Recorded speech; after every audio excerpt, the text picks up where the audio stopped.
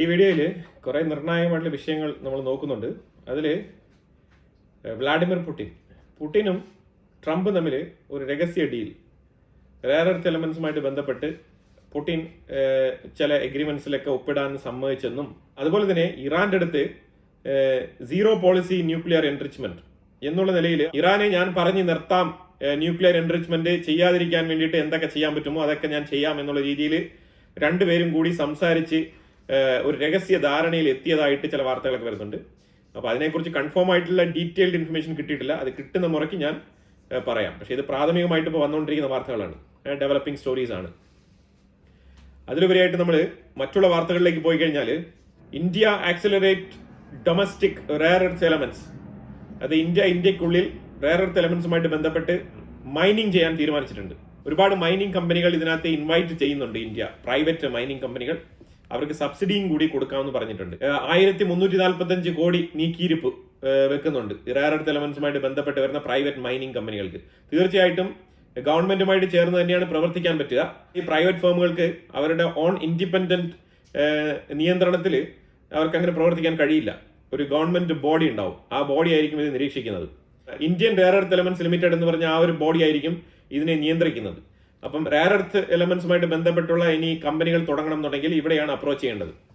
India rare earth elements limited എന്ന് പറഞ്ഞ ആ ഒരു സ്ഥാപനത്തിനെയാണ് ഇനി അപ്രോച്ച് ചെയ്യേണ്ടത്. ഇതുമായിട്ട് ബന്ധപ്പെട്ട് ബേസിക്കലി 3500 കോടി മുതൽ 5000 കോടി വരെയാണ് ഇനിഷ്യലി ഇൻവെസ്റ്റ്മെന്റ് ഉദ്ദേശിക്കുന്നത് സെൻട്രൽ ഗവൺമെന്റ്. തീർച്ചയായിട്ടും ചൈനയുടെ ഡിപെൻഡൻസിയെ കുറയ്ക്കാൻ വേണ്ടിയിട്ട് തന്നെയാണ് ഈ രീതിയിലുള്ള പദ്ധതിയുമായിട്ട് മുന്നോട്ട് പോകുന്നത്. ഇതൊക്കെ ഒരു 10 വർഷത്തിന് മുന്നേ തുടങ്ങിയിരുന്നെങ്കിൽ ഇപ്പം ഏകദേശം നമ്മൾ ഒരു പരിധിക്കെങ്കിലും അങ്ങ് അടുത്തേനെ. എന്തായാലും വൈകിട്ടില്ല, തുടങ്ങാം. ഇതിനകത്ത് ഈ റെയർ എർത്ത് എലമെന്റ്സിൽ കേരളത്തിൽ ഒരു സ്ഥലത്തിനെ കുറിച്ച് വളരെ വ്യക്തമായിട്ട് പറയുന്നുണ്ട്. ആലുവ മേഖലയിൽ റെയർ എർത്ത് എലമെന്റ്സുമായിട്ട് ബന്ധപ്പെട്ട് അഡീഷണൽ യൂണിറ്റ് സ്റ്റാർട്ട് ചെയ്യുന്നതാണ് പറയുന്നത്. ആലുവ മേഖലയിൽ ഈ സ്ഥലം ഏതാണ്, ഏത് കമ്പനികളാണ്, ഇതിനെക്കുറിച്ചുള്ള വിവരങ്ങളൊന്നും പുറത്തു വരുന്നില്ല. പക്ഷെ ആലുവയിൽ ബേസിക്കലി ജിയോളജിക്കൽ ഡിപ്പാർട്ട്മെന്റ് സർവേ നടത്തിയിട്ടുണ്ട്. അതേപോലെ തന്നെ ഈ ഒരു മണ്ണിന്റെ ക്വാളിറ്റി കാര്യങ്ങളൊക്കെ പരിശോധിച്ചിട്ടുണ്ട്. അങ്ങനെ പരിശോധിച്ചാൽ ആലുവ മേഖലയിൽ കുറെ റെയർ എർത്ത് എലമെന്റ്സ് ഉണ്ട് എന്നുള്ളതിന്റെ തെളിവ് ലഭിച്ചിട്ടുണ്ട്.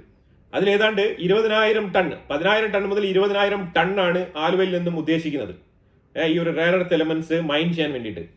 ഇതിനകത്ത് മെയിൻ ആയിട്ട് പറയപ്പെടുന്ന ചില എലമെന്റ്സ് ഉണ്ട്. അത് 1-2 ഞാൻ ഇവിടെ സ്പെസിഫൈ ചെയ്ത് പോവാം. കുറെ ഉണ്ട്, പക്ഷെ എന്നാലും ഞാനതിൽ ആലുവയിൽ നിന്നും കിട്ടിയ ചില പ്രത്യേക എലമെന്റ്സിന്റെ പേര് മാത്രം ഇവിടെ പരാമർശിച്ചു പോവാം. ഓക്സൈഡ്സ്, ലാന്തനം, ക്രേനിയം, നിയോഡിനിയം, കാഡോലിനിയം, ഏത്രിയം, ഇത്തരം റെയർ എർത്ത് എലമെന്റ്സ് ആലുവയിൽ അവൈലബിൾ ആണ്.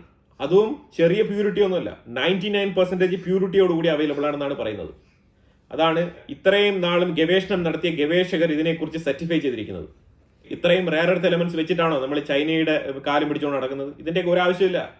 തീർച്ചയായിട്ടും ഒരു മിനിമം ഒരു 3 to 5 years India on capacity നേടും റെയർ എർത്ത് എലമെന്റ്സിൽ, അതിൽ യാതൊരു ഡൗട്ടും ഇല്ല.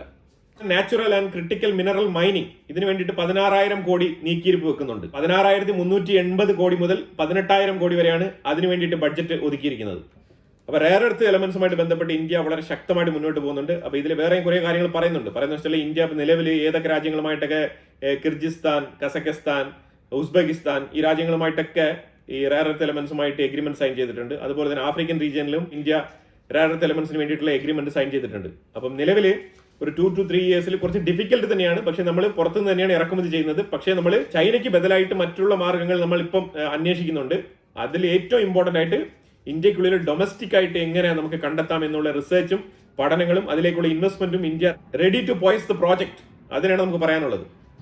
അപ്പൊ ആ പ്രോജക്റ്റ് ഇനിഷ്യേറ്റ് ചെയ്തിരിക്കുകയാണ്. ഇത് വളരെ നല്ല കാര്യമാണ്. ഫ്യൂച്ചറിസ്റ്റിക് ആയിട്ടുള്ള ഒരു വിഷൻഫുൾ ആയിട്ടുള്ള ഒരു കാഴ്ചപ്പാടോടുകൂടി തുടങ്ങിയിരിക്കുന്ന പദ്ധതിയാണ്.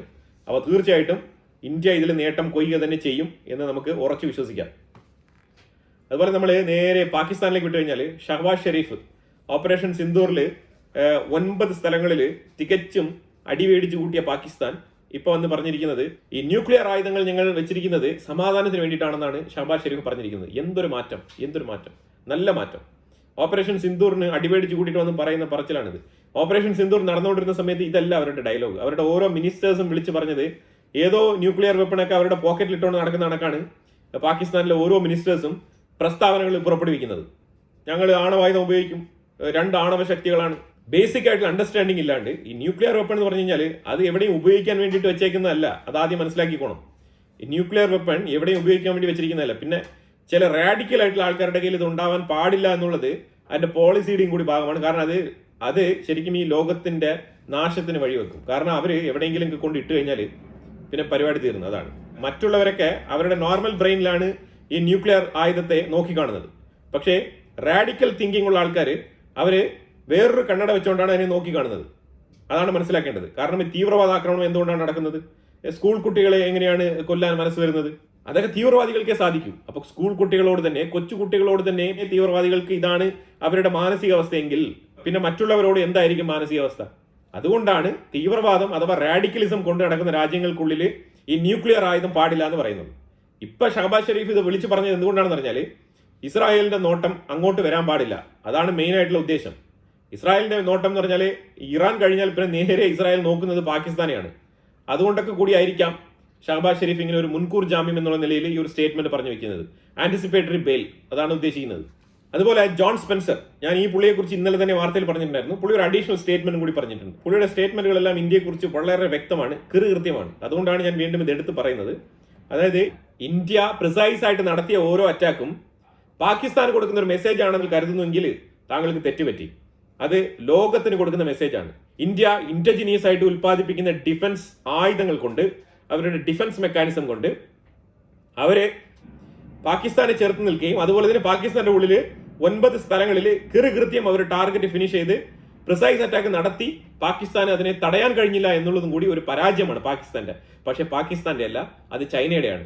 ചൈന ഏത് പൊസിഷനാണ് ഇപ്പൊ കീപ്പ് ചെയ്യുന്നത്? ചൈന അമേരിക്കക്കെതിരെയുള്ള പൊസിഷനാണ് കീപ്പ് ചെയ്യുന്നത്. പക്ഷേ അമേരിക്കയെ നേരിട്ട് നിൽക്കാനുള്ള കെൽപ്പുണ്ടോ ഇല്ലയോ എന്നുള്ളത് ഇന്ത്യ തെളിയിച്ചിരിക്കുകയാണ്. കാരണം ചൈന സപ്പോർട്ട് ചെയ്യുന്ന പാകിസ്ഥാൻ ശരിക്കും പറഞ്ഞാൽ ഇന്ത്യക്കെതിരെ നല്ല രീതിയിലുള്ള മികച്ച പ്രകടനമാണ് കാഴ്ചവെക്കേണ്ടത്. ഇപ്പൊ ഇവിടെ ഏറ്റവും കൂടുതൽ നേക്കഡായി പോയത് ചൈനയുടെ ഡിഫൻസ് മെക്കാനിസവും ചൈനയുടെ ആയുധങ്ങളുമാണ്. അതായത് അമേരിക്കക്കെതിരെയല്ല, ചൈന ഗ്ലോബലി ഒരു പരാജയമാണെന്നാണ് ഈ ജോൺ സ്പെൻസർ പറഞ്ഞു വെക്കുന്നത്. വളരെ ശരിയായ നിരീക്ഷണമാണ്. ഇന്ത്യക്കുള്ളിൽ പോലും ഇങ്ങനെ ആൾക്കാരെ നിരീക്ഷിച്ചിട്ടുണ്ടോ എന്ന് നമുക്കറിയത്തില്ല. പക്ഷേ ഈ ജോൺ സ്പെൻസർ വളരെ കൃത്യമായി നിരീക്ഷിച്ചിട്ടുണ്ട്. അയാൾ അത് തുറന്ന് പറഞ്ഞിട്ടുമുണ്ട്. ശരിക്കും ഓപ്പറേഷൻ സിന്ദൂർ ഇന്ത്യ പാകിസ്ഥാൻ ആ ഒരു യുദ്ധം നടന്നപ്പോൾ ഇതിൽ ഏറ്റവും കൂടുതൽ അഫക്റ്റ് ആയത് ചൈനയാണ്. ചൈന വളരെ സൈലന്റ് ആയിട്ട് ഇങ്ങനെ ഇരിക്കുകയാണ്. ചൈനയുടെ PL-15 എന്ന് പറഞ്ഞൊരു മിസൈല് പൊട്ടാതെ ഇന്ത്യയുടെ കയ്യിലുണ്ട്. അതാണ് മനസ്സിലാക്കേണ്ടത്. പാകിസ്ഥാന്റെ ഒരു ഡേർട്ടി കളി തുടങ്ങിയിട്ടുണ്ട്. UNSC യുണൈറ്റഡ് നേഷൻ സെക്യൂരിറ്റി കൗൺസിലിൽ അവരാണ് ഇപ്പൊ ചെയർ പൊസിഷനിൽ ഇരിക്കുന്നത്. പാകിസ്ഥാൻ പതിയെ ഇൻഡയറക്റ്റ് ആയിട്ട് കശ്മീരിന്റെ വിഷയം ടേബിളിലേക്ക് എത്തിക്കാൻ വേണ്ടിയിട്ട് ശ്രമിക്കുകയാണ്. ഇൻഡയറക്റ്റ് ആയിട്ട് അവരുടെ കയ്യിലാണല്ലോ ഇപ്പൊ കസേര. അപ്പൊ അവർക്ക് എന്ത് വേണമെങ്കിലും ചെയ്യാമെന്നുള്ള നിലയിലാണ് അവർ തീരുമാനിച്ച് മുന്നോട്ട് ഇറങ്ങിയിരിക്കുന്നത്. പക്ഷെ ഇതിന് ശക്തമായ തിരിച്ചടി കിട്ടും. അത് വരും ദിവസങ്ങളിൽ നമുക്ക് ചർച്ച ചെയ്യാം ആ ഒരു വിഷയം. അതായത് കശ്മീർ, ഇന്ത്യൻ കശ്മീരിൽ ആർട്ടിക്കിൾ 370 അബ്രോഗേറ്റ് ചെയ്ത് ഇന്ത്യ അവിടുത്തെ സ്പെഷ്യൽ ഓട്ടോണമി എടുത്ത് കളഞ്ഞു എന്നതിന്റെ പേരിലാണ് ഇന്ത്യയുടെ കശ്മീരും പാകിസ്ഥാൻ കശ്മീരുമായിട്ട് ബന്ധപ്പെട്ട് അവർ പുതിയ ഒരു പ്രൊപ്പോസൽ വെക്കുന്നുണ്ട്. പാകിസ്ഥാൻ യുണൈറ്റഡ് നേഷൻസിൽ അവരാണല്ലോ കസേരയിൽ ഇരിക്കുന്നത്. അപ്പൊ അവർക്ക് പെട്ടെന്ന് പാസ്സാക്കി എടുക്കാമെന്നാണ് അവർ വിചാരിക്കുന്നത്. പക്ഷെ അങ്ങനെ പാസ്സാക്കി എടുക്കാൻ കഴിയില്ല. എന്തായാലും അവർ പ്രൊപ്പോസൽ വെക്കട്ടെ, ഒന്നുകൂടെ അവർ നാണം കെടാൻ വേണ്ടിയിട്ട് തയ്യാറാവുകയാണ്. അതുപോലെ തന്നെ ചൈന ഇറാൻ ഡിപ്ലോമസി, ചൈനയും ഇറാനും തമ്മിൽ വളരെ ശക്തമായിട്ടുള്ള ബന്ധമാണ് ഇപ്പൊ നിലനിൽക്കുന്നത്. അപ്പൊ അത് തീർച്ചയായിട്ടും ഇന്ത്യക്ക് ഒരു സെക്കൻഡ് പ്രയോറിറ്റി ആയിട്ട് മാറുന്നുണ്ട്. ഇറാനെ സംബന്ധിച്ചിടത്തോളം ഇന്ത്യ എത്രത്തോളം തന്നെ ഇറാനുമായിട്ടൊക്കെ സഹകരിച്ച് നിന്നാലും ഇന്ത്യയുടെ ക്ലിയർ കട്ടായിട്ടുള്ള സപ്പോർട്ട് എന്ന് പറയുന്നത് ഇസ്രായേലിനോടൊപ്പമാണ്. കാരണം പാകിസ്ഥാനെതിരെ ഒരു യുദ്ധം വരുമ്പോഴത്തേക്കും ഇസ്രായേലാണ് ഇന്ത്യയോടൊപ്പം നിന്നത്, ഇറാൻ അല്ല. ഇറാൻ വെർബലി സ്റ്റേറ്റ്മെന്റുകളൊക്കെ പുറപ്പെടുവിച്ചിട്ടുണ്ടാവും. രണ്ടുപേരെയും അനുനയിപ്പിക്കാനുള്ള സ്റ്റേറ്റ്മെന്റുകളാകും ഇറാൻ പുറപ്പെടുവിക്കുക. പക്ഷെ ഇസ്രായേൽ അങ്ങനെയല്ല. ഇസ്രായേൽ വളരെ സ്ട്രൈറ്റ് ഫോർവേഡ് ആയിട്ട് വളരെ സ്റ്റേൺ ആയിട്ട് തീരുമാനമെടുത്തുകൊണ്ട് ഇന്ത്യയുടെ ഒപ്പം നിൽക്കും, പാകിസ്ഥാൻ എതിരെ നിൽക്കും. അതാണ് ഇവിടെ മനസ്സിലാക്കേണ്ടത്. അപ്പൊ എന്തുകൊണ്ടും ഇന്ത്യക്ക് വളരെ ശക്തമായ ഒരു ഡിഫൻസ് പാർട്ണർ എന്ന് പറഞ്ഞാൽ അത് ഇസ്രായേലാണ്. അതുകൊണ്ട് തന്നെയാണ് ഇറാൻ ചൈന ബന്ധം ശക്തിപ്പെടുമ്പോഴത്തേക്കും ഇന്ത്യക്ക് അതുമായിട്ട് ബന്ധപ്പെട്ട് ഒരു രീതിയിലുള്ള പ്രശ്നങ്ങളുമില്ല. കാരണം ഇറാനെ കൊണ്ട് നമുക്കൊന്നും നേടാനില്ല. കുറച്ച് എണ്ണ തരുന്നു എന്നുള്ളതിലുപരിയായിട്ട് അതിനകത്തൊന്നും തന്നെ നമുക്ക് പറയാനില്ല. അതിൽ കൂടുതൽ നമുക്ക് ഡിഫൻസ് മേഖലയിൽ ഇറാനെ ഒന്നും ഡിപ്പെൻഡ് ചെയ്ത് നിൽക്കാൻ പറ്റത്തില്ല. കാരണം ഇറാനെക്കാളും എത്രയോ ഫാർ ബെറ്റർ ആണ് ഇന്ത്യൻ ടെക്നോളജിയും ഇന്ത്യയിലെ ഇന്നത്തെ ഒരു സ്ഥിതിയും. അപ്പൊ അതുകൊണ്ട് ചൈനയും ഇറാനൊക്കെ ചേർന്ന് അവരെന്തെങ്കിലുമൊക്കെ കളിപ്പാട്ടങ്ങളൊക്കെ ഉണ്ടാക്കി സന്തോഷമായിട്ട് ജീവിച്ചോട്ടെ. നമ്മൾ എന്തിനാണ് ഇപ്പൊ അതിന്റെ ഇടയ്ക്ക് പോയി ഉപദ്രവമാകുന്നത്? അതിന്റെ ആവശ്യമില്ല. അപ്പൊ അതുകൊണ്ട് അവർ ഹാപ്പി ആയിട്ട് ജീവിക്കട്ടെ. ചൈനയോടൊപ്പം ചേർന്ന് നിൽക്കുമ്പോൾ ഇറാൻ എത്തരത്തിലുള്ള മിസൈലുകളായിരിക്കും അവർക്ക് കിട്ടാൻ പോകുന്നുള്ളത് നമുക്ക് വളരെ വ്യക്തമായിട്ട് അറിയാം. ഇറാന്റെ പക്കൽ ചൈനയുടെ കയ്യിലുള്ളതിനേക്കാളും ബെറ്റർ മിസൈൽസ് ഉണ്ട് എന്നാണ് എൻ്റെ ഒരു അഭിപ്രായം. കാരണം ചൈനയുടെ മിസൈൽ ഇന്ത്യക്കുള്ളിൽ പൊട്ടാതെ വീണ് കിടന്ന് അറ്റ്ലീസ്റ്റ് ഇറാൻ വിട്ട മിസൈലുകൾ ഒരു 95% ഇസ്രായേൽ അതിനെ ഇന്റർസെപ്റ്റ് ചെയ്തെങ്കിലും വീണ 5% കൃത്യമായ സ്ഥലങ്ങളിൽ വീണിട്ടുണ്ട്, അവിടെ പൊട്ടിയിട്ടുണ്ട്. അപ്പോൾ അതുകൊണ്ട് തന്നെ നമുക്ക് അതിനെ കുറച്ചെങ്കിലും മുഖവിലേക്ക് എടുക്കാം. അത്രേ നമുക്ക് അതിനകത്ത് പറയാനുള്ളൂ. Indian external affairs minister Jaishankar Singapore China വിസിറ്റിന് പ്ലാൻ ചെയ്തിട്ടുണ്ട്. ഓൾറെഡി തന്നെ സ്റ്റാർട്ട് ചെയ്ത് 13-ാം തീയതിയാണ് ആ ഒരു വിസിറ്റ് സ്റ്റാർട്ട് ചെയ്തത്. 14, 15, 16 ദിവസങ്ങളിലായിട്ട് സിംഗപ്പൂർ ചൈന ഈ ഒരു ഏരിയ വിസിറ്റ് ചെയ്ത് മടങ്ങുന്നതായിരിക്കും. പിന്നെ ഒരു ഇമ്പോർട്ടന്റ് ആയിട്ടുള്ള ഒരു വിഷയം ഇവിടെ ഷെയർ ചെയ്യാനുള്ളത്, ഖാലിസ്ഥാനികൾ, ഒരു 8 ഖാലിസ്ഥാനികളെ അമേരിക്ക FBI അറസ്റ്റ് ചെയ്ത് പൂട്ടി വെച്ചിട്ടുണ്ട്. ഇന്ത്യ മോസ്റ്റ് വാണ്ടഡ് ലിസ്റ്റിൽ പബ്ലിഷ് ചെയ്തിരിക്കുന്ന കുറ്റവാളികളായിട്ടുള്ള 8 പേരെ അമേരിക്കയിൽ FBI അറസ്റ്റ് ചെയ്തിട്ടുണ്ട്. FBI അറസ്റ്റ് ചെയ്തത് മാത്രമല്ല, കൺട്രി സൈഡിലുള്ള, അതായത് കുറച്ച് ഒരു മൂലയിൽ ഒതുക്കി വെച്ചിരിക്കുന്ന ഒരു ജയിലിൽ കൊണ്ട് ഇവരെ പാർപ്പിച്ചിരിക്കുകയാണ്. സാൻ ജോക്കിൻ എന്ന് പറഞ്ഞ ജയിലിലാണ് ഇവരെ കൊണ്ട് പാർപ്പിച്ചിരിക്കുന്നത്. നല്ല രീതിയിൽ ഇടിയും കൊടുത്ത് നല്ല രീതിയിൽ പൂട്ടി അവിടെ വെച്ചിട്ടുണ്ട്. കാരണം ഇന്ത്യ തന്നെ ഇവർക്ക് എക്സ്ട്രാഡിഷൻ ഓർഡർ ഇനിയിപ്പോൾ പാസ്സാക്കേണ്ടി വരും. തീർച്ചയായിട്ടും ഇവരെ ഇന്ത്യക്ക് കൈമാറുമെന്ന് തന്നെയാണ് പ്രതീക്ഷിക്കുന്നത്. കാരണം അതിനുവേണ്ടി തന്നെയാണ് പിടിച്ചതായിട്ട് മനസ്സിലാക്കാൻ പറ്റുന്നത്. ഇതൊക്കെ കാഷ് പട്ടേലിന്റെയും അതുപോലെ തന്നെ തുളസി ഗബ്ബാർഡിന്റെയും സൈഡിൽ വരുന്ന പണികളാണ്. ഇന്ത്യക്ക് വേണ്ടി അവർ ചെയ്യാമെന്ന് ഏറ്റിരുന്ന വർക്കും കൂടി തന്നെയാണ്. അവരെ മീറ്റ് ചെയ്ത സമയത്ത് Indian prime minister Modi request ചെയ്തിരുന്ന വിഷയവും ഇത് തന്നെയാണ്. ഖാലിസ്ഥാനികളായിട്ടുള്ള ഈ കുറ്റവാളികളെ എത്രയും വേഗം ഇന്ത്യക്ക് തിരികെ തരണം. ഇതിലെല്ലാം തന്നെ ഡൊമസ്റ്റിക് വയലൻസ് ചെയ്തിട്ട് പോയവന്മാർ വരെ അവിടെ പോയിട്ട് ഖാലിസ്ഥാൻ തീവ്രവാദിയായിട്ട് ഇരിപ്പുണ്ട്.